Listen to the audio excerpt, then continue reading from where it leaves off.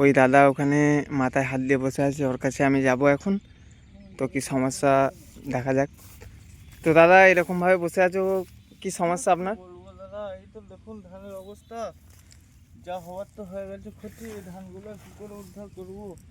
মেশিনেও তো বহু টাইম নিয়ে নেবে, ধান তো চিটিয়ে পড়ে গেছে, যা তো ক্ষতি হলো আমার। তো এই ধানগুলো কেটে আপনার যে টাকা হবে সেই টাকা। এই টাকা সব মেশিন মালিককে দিয়ে দিতে হবে, আমার আর কিছু যাবে না বাড়ি। আচ্ছা আচ্ছা। তো কত টাকার মতো ধার আছে আপনার? বহু টাকা ধার ঋণ করে তো চাষ করি।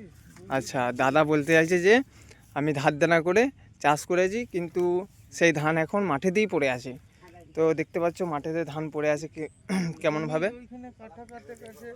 তো এইখানে আবার হাতেও কেটেছে ধান, তো পুরোপুরি ভিজে গেছে দেখতে পাচ্ছ গাইস। কোথায় আছে? এই তো ওই জমিটা।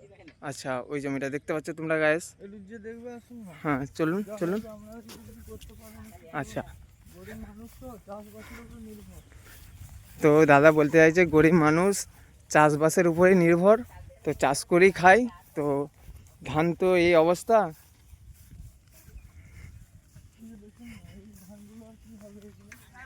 দেখতে পাচ্ছ। যে ক্ষতি আমার হলো এর দায় কে নেবে বলুন? তো কেউ তো নেবে না, এর দায় তোমাকেই নিতে হবে। তাহলে এগুলো কেউ আমি কি করবো? মিডিয়াও নেবে না, আর কোনো পার্টির লোকও নেবে না। তো গাইস দেখতে পাচ্ছ কি অবস্থা। তো এই দাদাটার পুরোপুরি ধান শুয়ে গেছে, তো মেশিন আপাতত এখানেই আছে। তো এখন মোটামুটি টাইম লাগবে, আর এই ধানটা কাটতে প্রচুর টাইম লাগবে। দাদা বলতে চাইছে যে ধানটা কাটলে আমার বাড়িতে 1 টাকাও যাবে না, মেশিন মালিক কি সব দিয়ে দিতে হবে।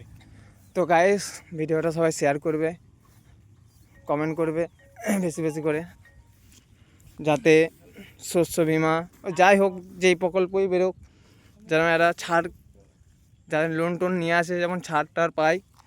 ঠিক আছে গাইস।